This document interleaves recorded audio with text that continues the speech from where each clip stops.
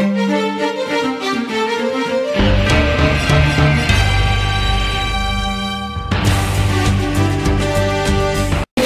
those kind comments and the introduction.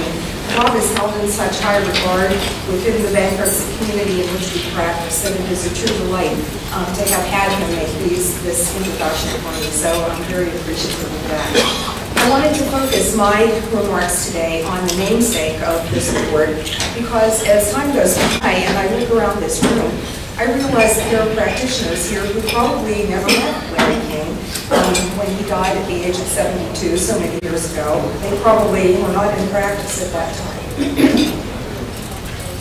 We've all benefited from the services that Larry provided.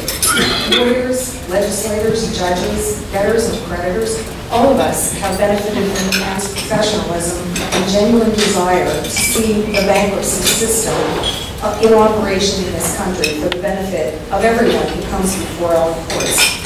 Larry advocated that the law is really dynamic.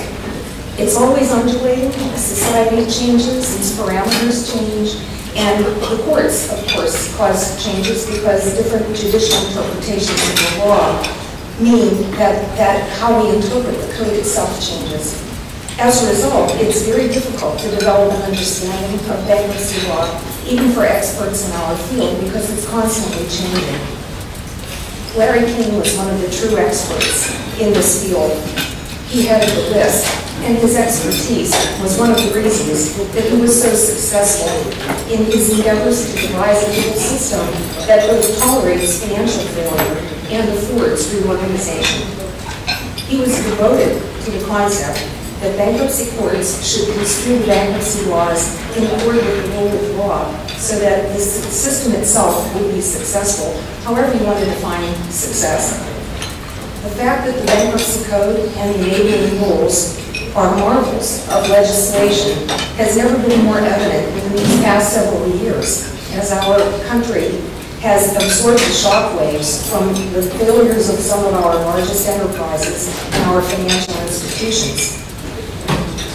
This system now shows that not only does the bankruptcy code work in good times, it works in bad times too, which is, you think, what it's designed to do, even though caseloads don't necessarily always reflect that fact. Among the luminaries whose creativity led to this impressive statute and the rules that enable it, we have Larry King to thank.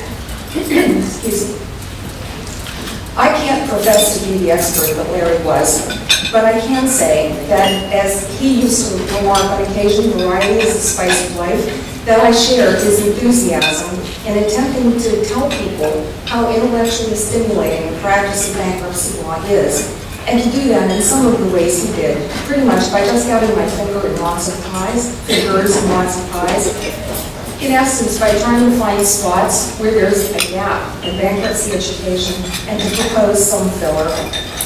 The commercial law league has been at the forefront of educating professionals who concentrated in the collection and insolvency arenas for many years.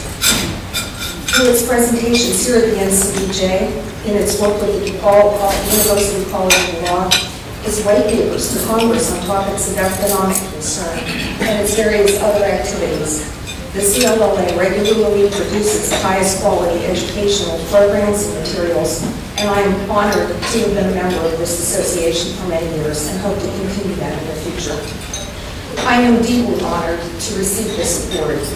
I hope that it is in recognition of the efforts that I've made for bankruptcy education and not just based on longevity in my judicial career.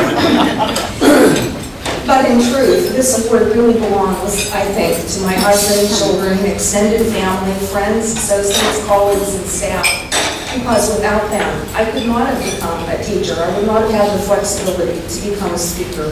And I certainly wouldn't have been able to help organizations develop programs because it takes a lot of time.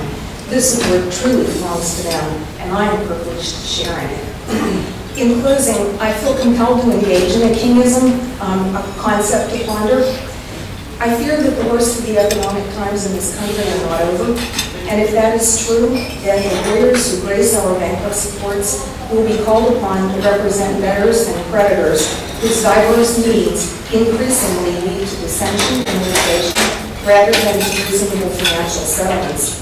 Our already overworked and underpaid judges will be tasked with finding solutions to emotionally charged and legally complex issues. I pray that all of us will keep in mind Larry King's unparalleled determination in broadcasting the need to stay true to the spirit of the Bankruptcy Code, to assist debtors receiving their discharge and creditors in receiving their share of debtors' available resources, not to be swayed by the pressures of the moment, the rigor of the day, as we deal with these sophisticated matters that may become our way. In that way, we will ensure the rule of law. Thank you for this prestigious award, which I will treasure.